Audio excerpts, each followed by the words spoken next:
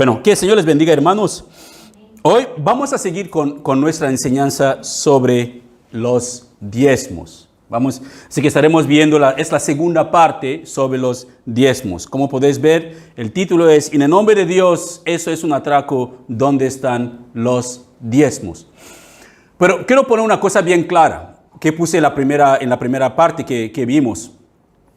La intención de esta enseñanza no es para condenar a las congregaciones que cogen diezmos.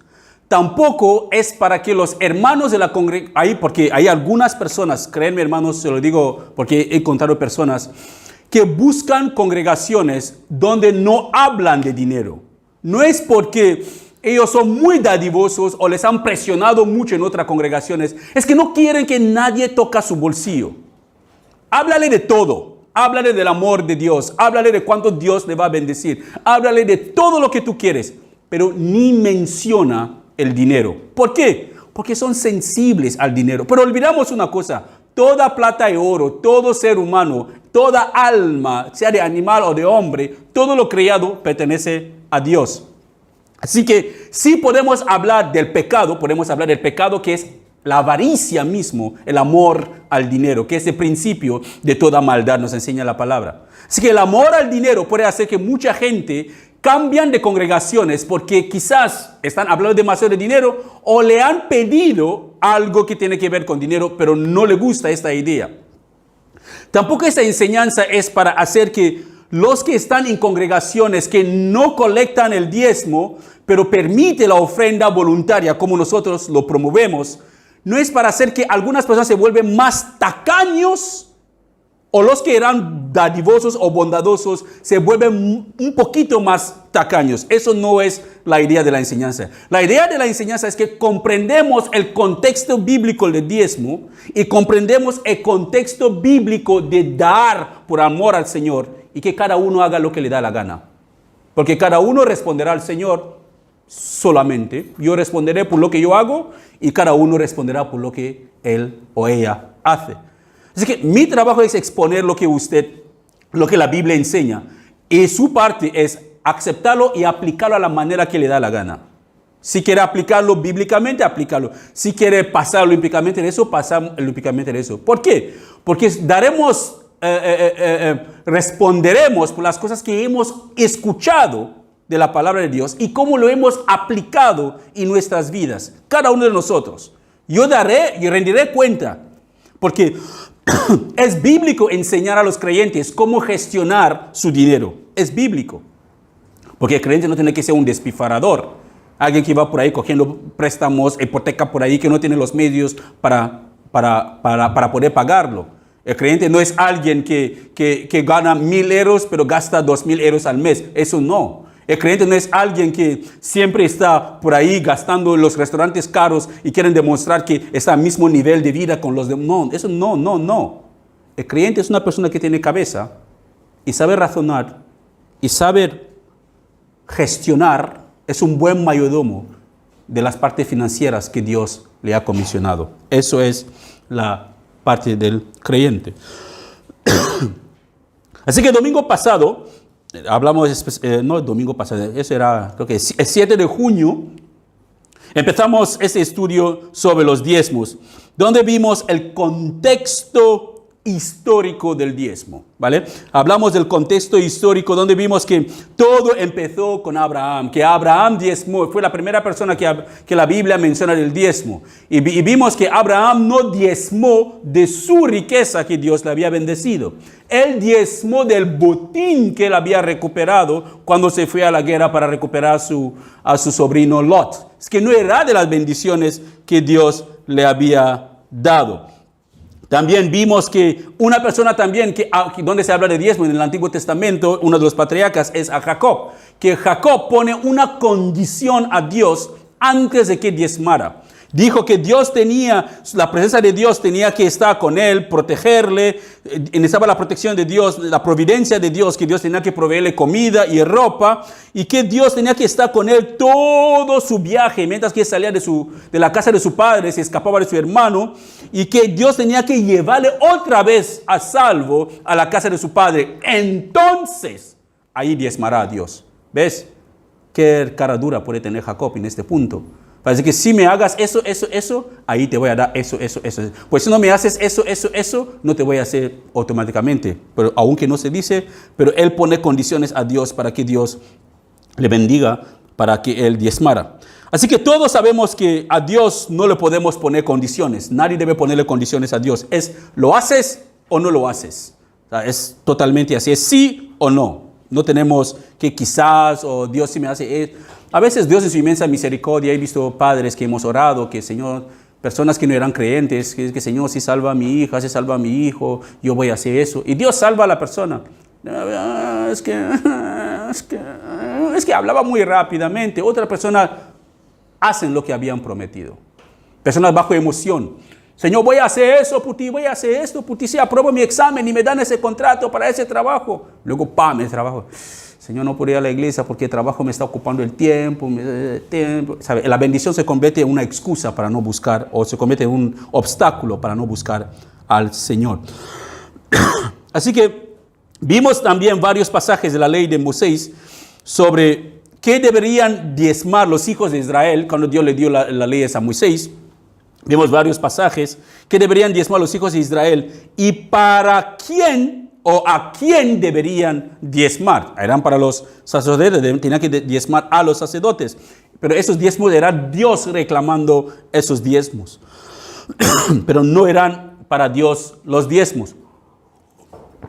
Y también hablamos del famoso, hablamos de que los diezmos, el uso de los diezmos en aquella época era para servir era para los sacerdotes, los levitas, los extranjeros que vivían en la tierra, que no tenían medios.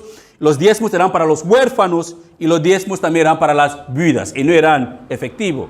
La gente podían rescatar lo que querían dar al Señor. La gente tenía que comer el diezmo que allí mismo en la presencia de Dios, en la presencia de Dios con su familia. Así que no era algo que solamente daban y luego regresaba a su casa. Había algunas cosas más que tenían que hacer y no era todo centrado sobre el dinero. Eran producto de la tierra, era su rebaño, eran cosas que Dios les pedían. Y también vimos del famoso pasaje de Malaquías capítulo 1, de 13 a 14, que es, por llamarlo, la pistola para atracar a muchos creyentes, que se usa bastante bien, que si la persona sabe cómo manipular ese pasaje, será mucho más fácil de hablar de las maldiciones que vendrán si no diezman y lo que Dios hará por ti si tú diezmas. Hace que la hora de dar, la persona está dando a Dios con condiciones como Jacob. Está como, Dios, ya que tu palabra dice eso, vale, voy a dar eso porque sé que me vas a dar el doble o voy a recibir. Pero si leemos el contexto de Malaquías, vamos a ver que primeramente el contexto de Malaquías, que desde Malaquías 1 y 2, Dios está llamando la atención a los levitas, está llamando la atención a los hijos de Israel porque se habían descarriado completamente. Y en el capítulo 3, entonces, Dios empieza a revelarles su pecado, lo que ellos habían hecho, el tipo de pecado. ¿Qué era el tipo de pecado? Habían dejado allá de diezmar. Por la falta de diezmar, porque el diezmo lo recibían los sacerdotes y los levitas y de eso vivían.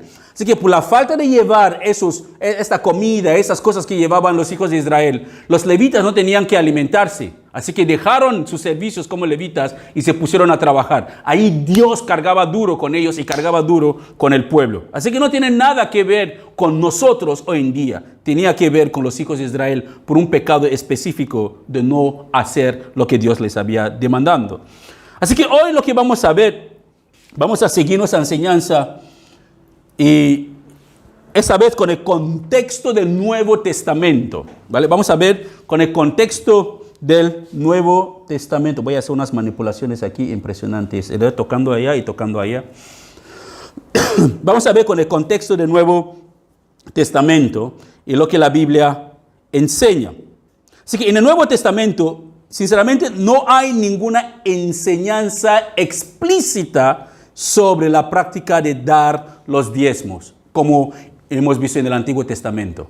En el Nuevo Testamento no hay ninguna enseñanza, no hay ningún pasaje, ninguna orden del Señor Jesús o de los discípulos o de Dios o de quien sea. No hay ninguna. Se menciona el diezmo en el Nuevo Testamento con relación al Antiguo Testamento. Es como una referencia. Es como yo vengo a tu casa y dices que, hermano, tú llevabas una camisa roja ayer. No estoy diciendo que tienes que llevar una camisa roja hoy, no. Estoy hablando de la camisa roja que llevaste ayer. Así que el diezmo que se menciona en el Nuevo Testamento es a referencia del diezmo mencionado y era una obligación en el Antiguo Testamento. Así que hay una fuerte crítica de parte de Jesús a los sacerdotes en su tiempo, que él les criticaba que ellos tenían una vida hipócrita, que se dedicaban bien para asegurarse que diezmaban todo lo que hacía falta diezmar, pero lo más importante que Dios buscaba de ellos, ellos no lo practicaban. Así que la primera vez que se menciona el diezmo en el Nuevo Testamento, lo podemos ver nada más en Mateo, está en Mateo capítulo 23, versículo 23. Es el Señor Jesús llamando la atención a los líderes religiosos y le dice: ¿qué aflicción les espera, maestros de la ley religiosa y los fariseos? Hipócritas, pues se cuidan de dar el diezmo sobre el más mínimo ingreso de sus jardines de hierbas, pero pasan por alto los aspectos más importantes. Mira bien, los aspectos más importantes para Dios no eran los diezmos.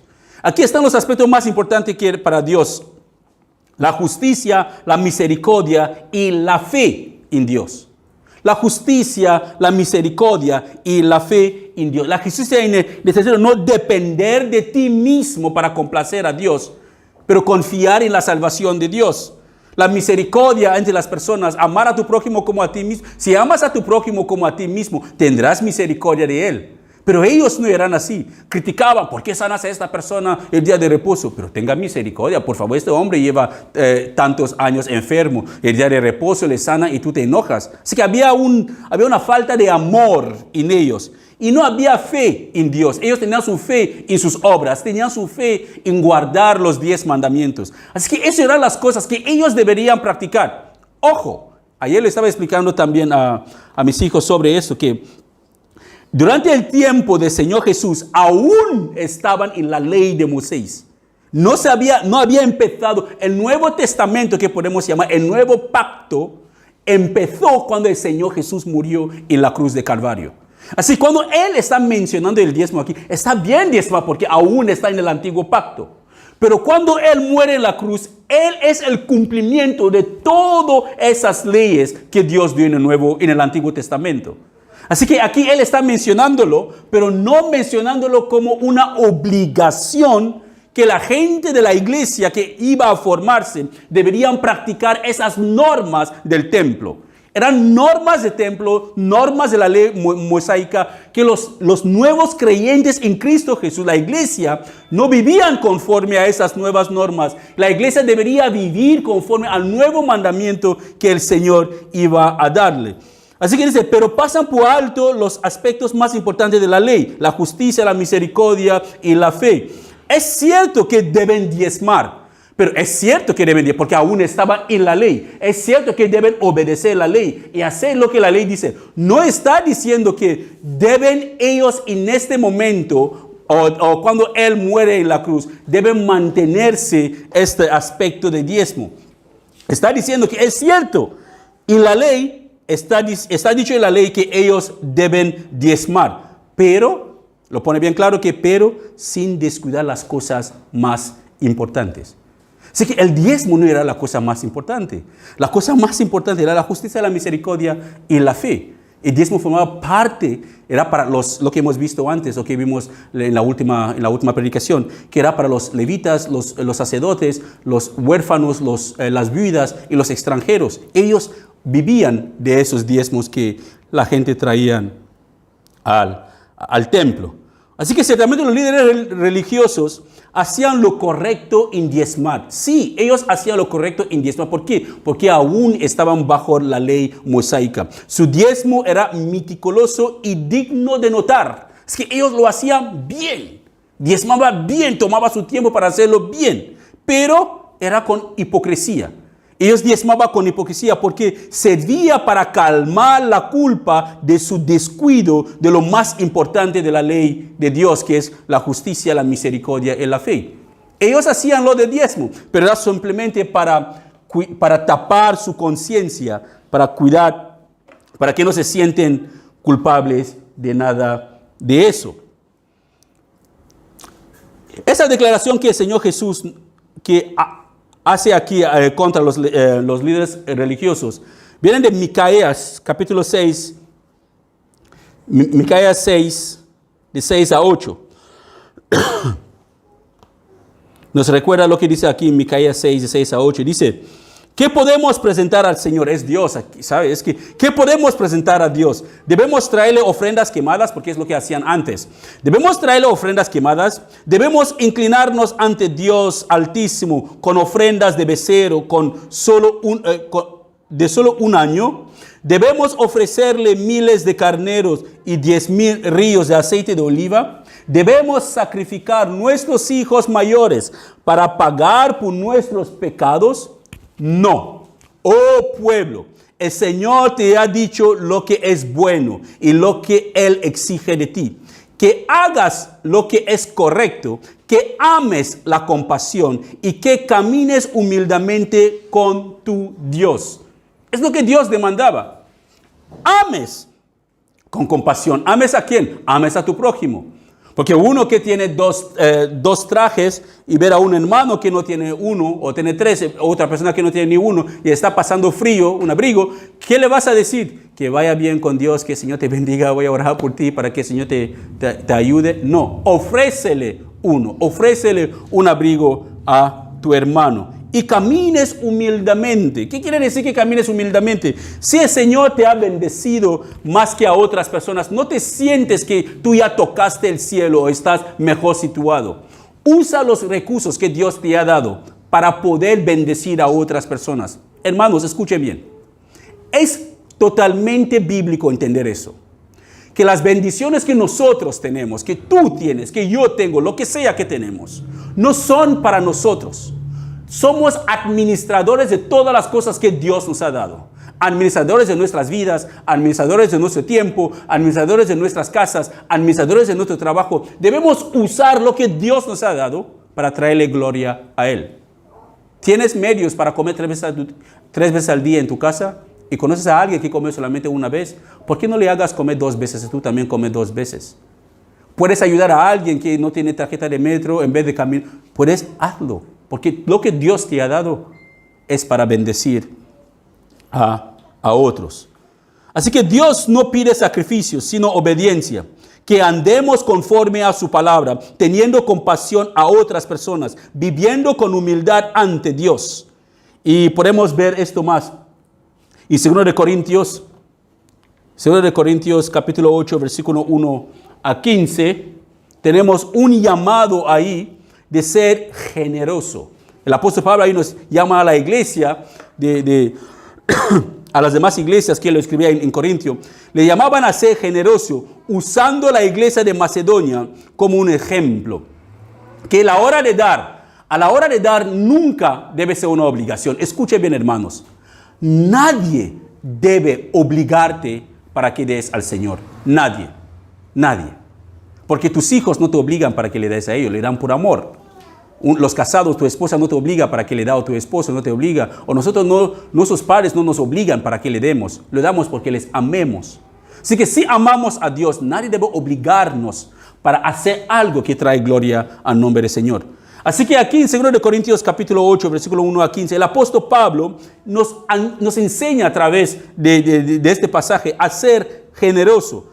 A no ser obligados a la hora de dar. Así que él usa la generosidad de la iglesia de Macedonia como un ejemplo de generosidad para que la iglesia que somos nosotros podemos aprender que a pesar de las necesidades que podemos tener, hay personas en situaciones a veces peores que nosotros. Como hay un dicho que yo lloraba porque no tenía zapatos hasta que al salir por la calle me di cuenta que había alguien que no tenía piernas. Ahí me di cuenta que no tenía problemas.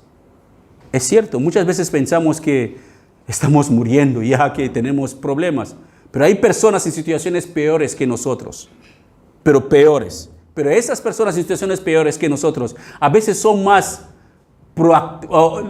productivos para el mundo que nosotros. Sirven más para el mundo que nosotros, porque somos quejosos, quejosos y vagos y no queremos salir de la situación en la cual nosotros estamos.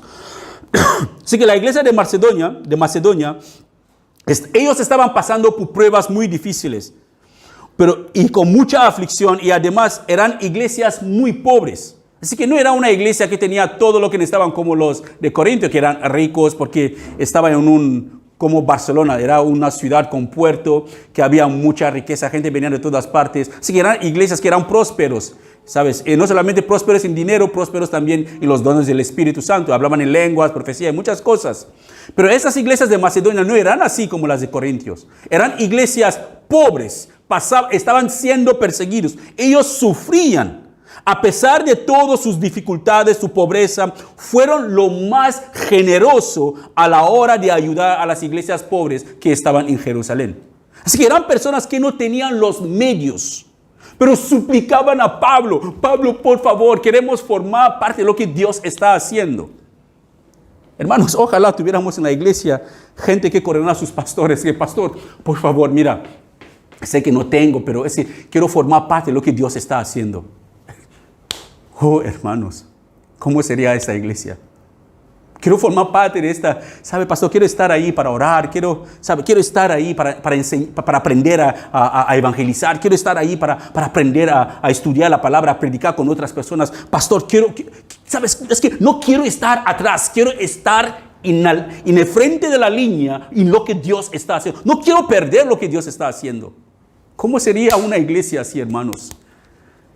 Hay gente con pasión para formar parte de lo que Dios está haciendo. No, se van retrocediendo poco a poco atrás y después desaparezcan. Nunca les ven.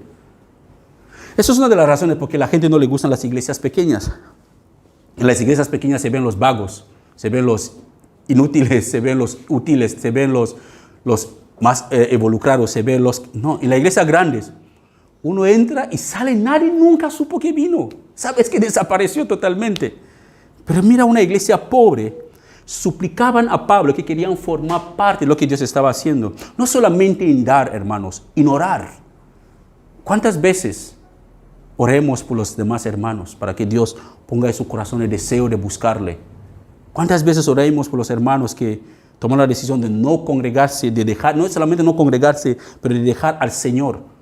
¿Cuántas veces hemos orado que, Señor, mira, me voy al trabajo, por favor, póngame alguien en mi camino para que yo comparta tu palabra? Mira, no quiero estar ahí atrás, quiero estar haciendo algo por ti, para el reino, para que la gente llegue a conocerte, para que otros se salven como tú me has salvado. Esas son mentalidades del reino de Dios, hermanos. No son personas terrenales. Personas así, cuando les miramos o hablamos con ellos, decimos que qué fanáticos, qué locos. No, están llenos de Dios. Son personas así, llenos de Dios, que cuando hablas con ellos, es como... que pare ya. No, es que tú estás aburrido porque tú no estás en el mismo nivel espiritual que ellos. Ellos están ahí arriba, ya tocando el dedo de Dios. Aún tú estás ahí abajo, a punto de salir del infierno, ni sabes. Y piensas que estás ya en el cielo. Hermanos, debemos desear formar parte de lo que Dios está haciendo. Y no quedarnos en el día de juicio, después de haber vivido entre pecadores. Y ni llevamos a una persona a los pies de Cristo. Qué triste, ¿no? Después de haber vivido con pecadores día y noche, dormir con ellos, trabajar con ellos, comer con ellos, ¿acabamos en el mismo lugar que ellos o ellos acaban en otro lugar? No creo que es muy buena cosa eso, hermanos. Miramos lo que el apóstol Pablo dice aquí en 2 Corintios capítulo 8, versículo 8. Dice el apóstol Pablo, hace un énfasis para que todos los creyentes deberían tener una mentalidad completamente diferente. Mira lo que dice. Dice, no estoy ordenándoles que lo hagan. ¿Qué quiere decir? Pablo está diciendo, oye, no es el diezmo que estamos hablando aquí, es ofrenda. Y tampoco le estoy diciendo que deben ofrendar. No es una obligación. No lo estoy obligando. Lo digo lo mismo, hermanos. La ofrenda no es una obligación. No, para nada, de ningún motivo. Pero él dice que yo lo hago pero pongo a prueba que genuino es su amor. Pero ¿amor de qué? ¿Para quién? ¿Amor de qué y para quién? Uno que ama a Dios, dice la palabra, amará a los hijos que Dios ha engendrado. ¿Qué quiere decir? Amará a los demás creyentes. Así que si yo amo a Dios, ¿acaso puedes amar a Dios y no amas la obra del Señor? Es imposible. No puedes decir que yo amo a Dios y ver la obra del Señor está bajando. No hay medios para tú puedes ayudar en la obra del Señor y te quedas ahí. Y dice que no, yo amo a Dios. El domingo vas, el lunes vas, el martes vas, el miércoles vas. Dice que amas a Dios. Pero la obra del Señor y el lugar mismo donde estáis congregándose, como lo que vimos ayer en El Salvador, algunas de las congregaciones no tienen ni lo que nosotros tenemos, no tienen ni ventiladores grandes, tienen pequeños así en las paredes, no tienen ni cielo falso, el sol está a tope y se congregan a las 3 de la tarde y están ahí todos alabando y se esfuerzan porque no tienen ni los medios suficientes, pero están ahí esforzándose todos con sus propias manos, levantan sus iglesias. Los que tienen tienen mano de obra, que saben, son paletas, son albañiles. Con sus propias manos trabajan para levantar sus propias iglesias. Aquí en Europa queremos que Dios baje del cielo para levantar su iglesia. Somos satisfechos. Mientras que tenemos aire acondicionado y comida en nuestras casas, mientras que nosotros vivimos bien, tenemos un trabajo seguro, un poquito de dinero ahorrado en el banco, pensamos que hemos llegado ya al paraíso. Pero no, hermanos, no estamos en el paraíso aún. Seguimos en la tierra, donde los placeres de este mundo nos están retrasando, nos están estirando atrás. El apóstol Pablo dice que no estoy ordenándoles que lo hagan, pero pongo a prueba que tan genuino es su amor al compararlo con el anhelo de las otras iglesias. Solo estoy comentando eso. No para obligar a la gente, que el pastor me ha obligado para que yo ofrendo, voy a ofrendar para que... No, es para poner a prueba si tu amor para el Señor es genuino. Por eso que te cuento lo que hicieron otras iglesias, para que te sientes celoso o celosa, pero sanamente para decir que yo también quiero formar parte de lo que Dios está haciendo. No quiero quedarme atrás. Si esas iglesias pobres que están pasando necesidades y persecuciones pueden hacer hasta eso. Nosotros que vivimos en Corintio, tenemos el puerto, tenemos todo, tenemos dinero, riqueza, buen trabajo. ¿Por qué no podemos hacer más para poner celo en sus corazones? Así que las ofrendas no son una obligación, sino una muestra de nuestro amor por el Señor y por su iglesia, compartiendo con otros lo que el Señor nos ha dado. Lo repito, las ofrendas, no los diezmos, porque los diezmos para el Nuevo Testamento no existen.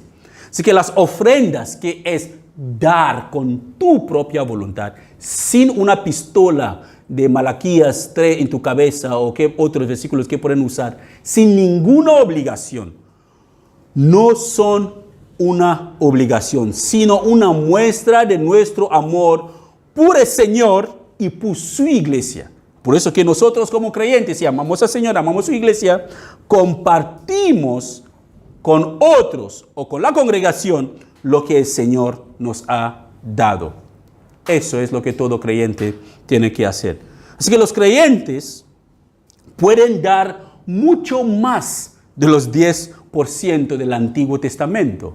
Sí, porque no estamos a esta estándar básica del Antiguo Testamento. El creyente nacido de nuevo puede dar mucho más. Si quiere ofrendar, es voluntaria. Puede hacerlo y no perder el tiempo discutiendo. El diezmo no es el Antiguo Testamento, el diezmo no es... No pierdes el tiempo así. Tú eres un creyente, entiendes tu relación con el Señor, eres una persona salva, eres una mujer que va de camino al cielo, conoces a tu Dios, amas a tu Dios, pues ¿qué te frena de hacer lo que te da la gana con lo que el Señor te ha dado? Puedes hacer más de lo que el Señor mismo estipuló. Es como sorpréndele a Dios, pero nadie puede sorprender a Dios. Téngalo por seguro, nadie puede sorprenderle. pero es nuestra posición de hacerlo. Uno dar porque entiende las implicaciones de su generosidad, entiende lo que Dios ha hecho por él, pero tristemente muchos creyentes, hermanos, se han vuelto demasiado tacaños a saber que el diezmo es del Antiguo Testamento, así que decidieron que nadie me habla más de dinero. Y te aseguro, ven a verle en el Kentucky, te piden el menú más grande, ven a verle, es que gastan su dinero, porque es su dinero. ¿Quién puede decirle algo? Nadie, es suyo, es mío. Yo tengo un trabajo circular, así que no sería un pecado si llevo a mi familia para comerme un McDonald's, pero creo que tendría que cuestionarme como creyente, quitando aparte de parte de pastor, pero como creyente, que está una iglesia que está cayendo, está una iglesia que no tiene, digamos, no tiene sillas, están todas rotas, es una iglesia que necesita algunas cosas, y todos los días estoy en la misma congregación, una iglesia que usa papel de váter, usa agua, usa todas las demás, usa vasos, usa esto, pero todos los días estoy ahí, todas las veces estoy ahí, pero no me importa. Ni pregunto, ¿quién compró eso?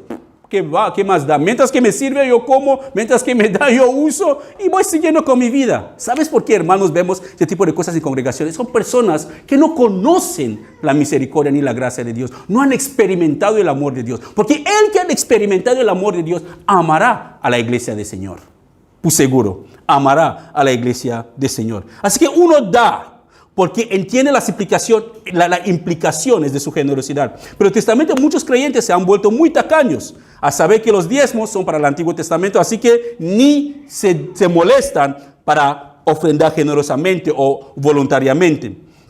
Así que uno de los pasajes que también muchos de nosotros, cuando hablo de muchos de nosotros, me incluye dentro porque es un pasaje usado mucho por pastores, que está en... Espera, voy a sacarlo de su guarida.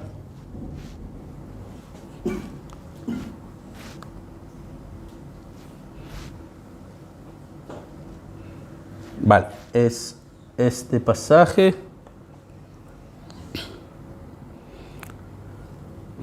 Se lo voy a poner. Vale, ese es el pasaje que tristemente, muchos de nosotros como pastores lo hemos torcido, sinceramente, y pido perdón en nombre de todos los pastores que han usado este pasaje sobre todo los que predican la prosperidad, el evangelio de la prosperidad, han usado este pasaje para torcer la palabra de Dios, que es 2 Corintios 8:9, donde el apóstol Pablo dice: ustedes conocen la gracia generosa de nuestro Señor Jesucristo. Aunque era rico, por amor a nosotros se hizo pobre, para que mediante su pobreza pudiera hacerlos ricos. Así que muchos de los predicadores de la prosperidad usan este pasaje para llenarse los bolsillos. Cristo se hizo pobre para que yo me hago rico. Y tristemente en muchas de esas congregaciones hablo con mucha vergüenza, hermanos, porque en una congregación donde solamente el pastor es el más vistoso, el único que tiene todo, un traje bonito, una camisa bonita, la camisa más cara, el reloj más... Tiene todo. Hay que empezar a cuestionar qué pasa en esta congregación. Sinceramente, si una congregación, los hermanos, en vez de estar en el mismo estatus con el pastor ya, puede haber congregación donde el pastor trabaja, como yo tengo un trabajo circular, y de mis ingresos puedo mantenerme a mí y mi hogar y apoyar la congregación como creyente. Pero en circunstancias donde hay otras situaciones donde el pastor vive o es sostenido por la iglesia al 100%. Hay algunos pastores de nuestras redes de iglesia misio que son sostenidos, los pastores son sostenidos, toda su familia por la iglesia, es bíblico. Pero esos pastores que yo conozco, su nivel de vida no es más que los hermanos, no. Pero el nivel de vida de los hermanos son más que de los pastores. Es lo que yo he visto en esas congregaciones, ¿sabes? Así que, pero lo que está pasando en Estados Unidos, en muchos países, en el mío también, en lo que vi en El Salvador, en algunas partes, en América Latina, esos predicadores de la prosperidad usan este pasaje para enriquecerse, para atracar a los hermanos para que diezman. El diezmo es para los bolsillos del pastor. Puede tener una iglesia, mega iglesia, súper grande, súper todo, pero se quedan con ese dinero. Hemos visto para qué sirve el diezmo en el Antiguo Testamento. Y estamos viendo lo que el Señor demanda de nosotros como de la iglesia del Nuevo Testamento. Que nuestra hora de dar tiene que ser voluntario. Pero vamos a intentar de ver un poquito ese pasaje. ¿Qué quiere decir Pablo? Por eso, ¿cuál es el contexto de este pasaje? Porque si no entendemos el contexto de ese pasaje, vamos a volvernos totalmente locos. Esos pastores se van a llenar más el bolsillo. ¿Cuándo fue Jesús rico? Porque dice que él fue rico. La pregunta es, ¿cuándo fue Jesús rico? Y la respuesta es, antes de añadir a su humanidad, o antes de añadir la humanidad a su deidad, antes de añadir la humanidad a su deidad, antes de ser hombre, él ya era Dios, lo que estamos viendo en los evangelios de Juan, que estamos estudiando, Juan 1:1. En el principio era la palabra estaba con Dios y la palabra era Dios. Así que, ¿qué pasaba con Jesús? Que Jesús, antes de venir al mundo, antes de agregar la humanidad en su deidad y caminar sobre esa tierra, él ya era rico. Ese rey de reyes, creador de todas las cosas. El oro del mundo le pertenece a él. Y delante de su trueno dice que hay relámpagos. Un trueno de marfil que tiene todas las piedras preciosas que quizás algunos que ni hemos visto aquí en el mundo. Son ese tipo de piedras preciosas que están alrededor del trono del Señor. Así que él ya era rico. Así que si Jesús, escucha bien hermanos, si Jesús hubiera empezado su existencia en el vientre de su madre, como estamos viendo en Juan, si Jesús hubiera empezado su existencia en el vientre de su madre, si su existencia hubiera empezado cuando él nació, como nosotros, nuestra existencia empieza cuando nuestras madres nos tienen. Si eso fuera el caso de Jesús, Pablo ni se hubiera arriesgado para decir que él era rico. ¿Por qué? Porque él es pasado. Así que uno se preguntará, pero ¿cuándo Jesús fue rico? Si nació de María, ¿entiende? Así que lo que Pablo está diciéndonos aquí es que Jesús, antes de nuestro principio, como Juan lo pone bien en Juan capítulo 1, antes de nuestro principio ya existía.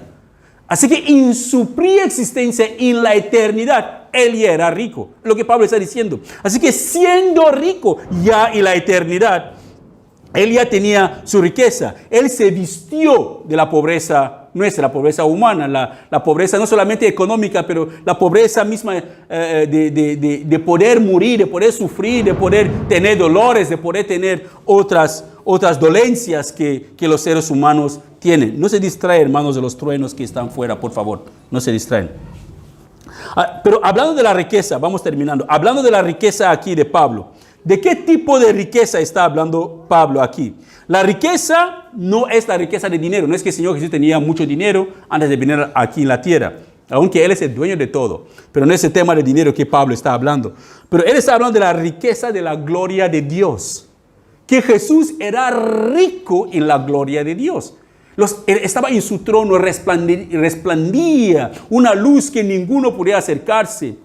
Habían truenos a su alrededor, relámpagos como lo que están saliendo ahora ahí fuera. Él estaba sentado en su trono, adorado por ángeles, por todo, por serafines y querubines. Él tenía una riqueza de gloria que nadie en este mundo, en el universo entero tenía. Así que él era rico, tal como estábamos viendo en nuestra enseñanza. Así que Jesús, como el segundo miembro el segundo miembro eterno de la Trinidad y como hijo de Dios, él vivía una riqueza y esplendor en el cielo. Es lo que Pablo está hablando aquí. Pablo no está diciendo que Jesús tenía mucha plata y dejó su plata para que nosotros ganamos esa plata. No, él era rico en gloria. Se hizo pobre en gloria tomando forma de hombres para que nosotros podamos ser ricos en gloria, porque éramos pobres en gloria. No conocíamos a Dios, no teníamos el Espíritu Santo en nosotros. Ahora Dios y nosotros nos da valor, nos convertimos en personas ricas. La pregunta es, ¿cuál tiene más valor? ¿Un frasco vacío o el contenido del frasco? Si uno quiere comprar un perfume y se va a una tienda y le vende el perfume más caro y le enseña el perfume más caro, solamente la botella vacía, dice que vale, eso es Gucci o Dolce & Gabbana o H o lo que sea, usted no compraría este perfume porque no hay nada dentro. Pero si le echa el perfume dentro, le enseña otro frasco con el perfume dentro, es el contenido que da valor a lo que le contiene. Es el contenido. Así que nosotros nos volvemos ricos en Cristo Jesús por tener el Espíritu Santo en nosotros. Pero tristemente hay muchos aún en las iglesias que son pobres. Pobres en espíritu. Pobres en espíritu porque no tienen al Espíritu Santo en ellos. Así que Jesús, como el segundo de la Trinidad, era rico antes de venir aquí en la tierra. Así que las riquezas que Jesús disfrutaba antes de añadir a su humanidad, o antes de añadir la humanidad a su deidad, hacen que cualquier cantidad de riqueza en esta tierra le parezca insignificante. Así que note muy bien lo que Pablo dice. Él está hablando en el pasado. Dice que Jesús se hizo pobre siendo rico. ¿Vale? Se hizo pobre siendo rico. Así que cuando Jesús añadió a la humanidad, añadió la humanidad a su naturaleza divina, es cuando Él se convirtió en un ser humano. También Él añadió la pobreza de su naturaleza humana, pero jamás dejó de ser divino. Él siguió siendo divino para siempre y seguirá siendo divino para siempre. Vamos a concluir. Como conclusión, hermanos, presta atención a esas conclusiones y con eso terminamos este capítulo de los diezmos y no volveremos ahí, primero Dios, nunca más. Espero que ha sido de bendición para cada uno de ustedes. Si como conclusión, tómalo bien claro. El Nuevo Testamento no introduce ni una sola vez el diezmo en la gracia de dar. Así que no hay ninguna obligación en el Nuevo Testamento que tenemos que dar. Jesús aprobó el diezmo como parte del sistema del templo, ¿vale? Pero no hay indicios, ningún indicio de que Él impusiera o lo hizo como una obligación para que sus seguidores deberían seguir esas normativas del templo.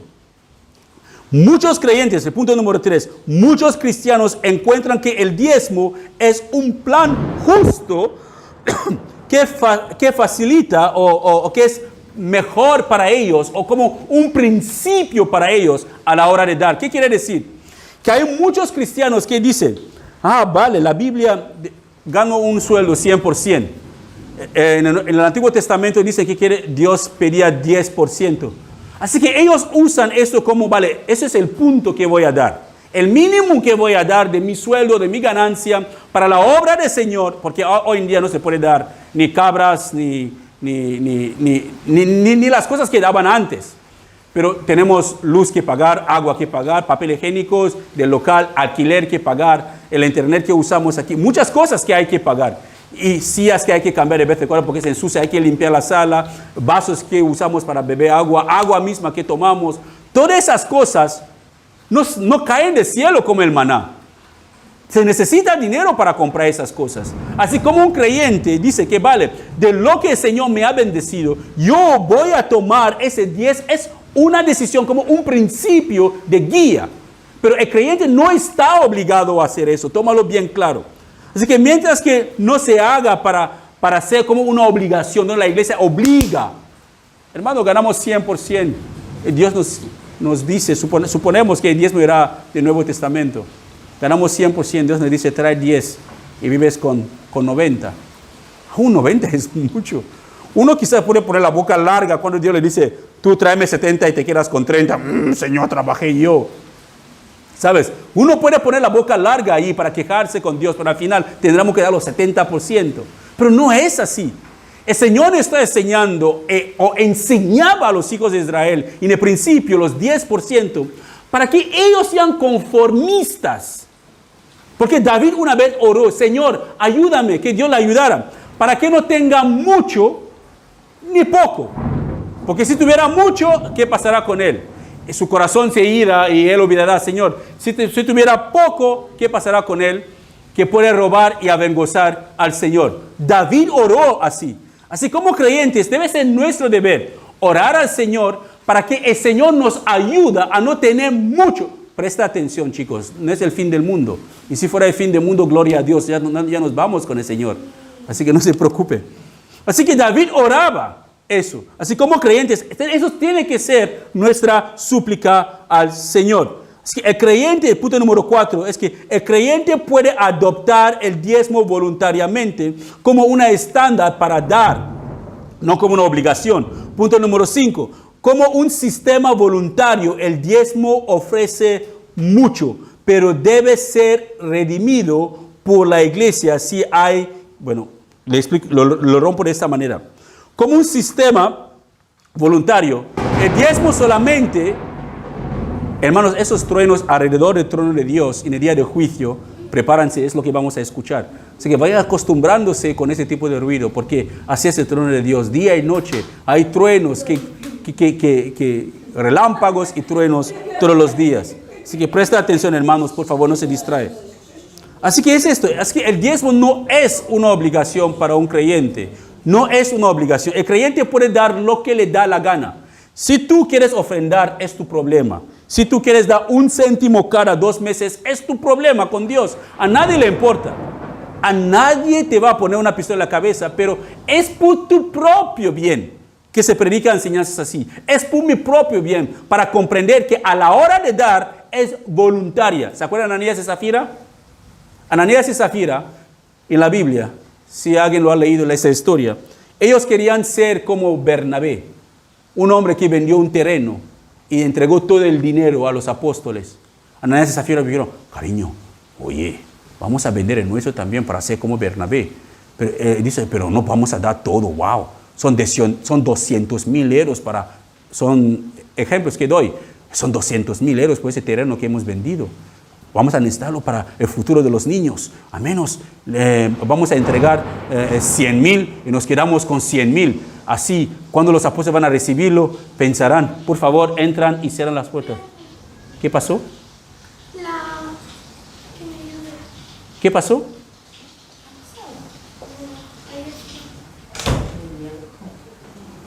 Entonces, por favor, presta atención, hermanos.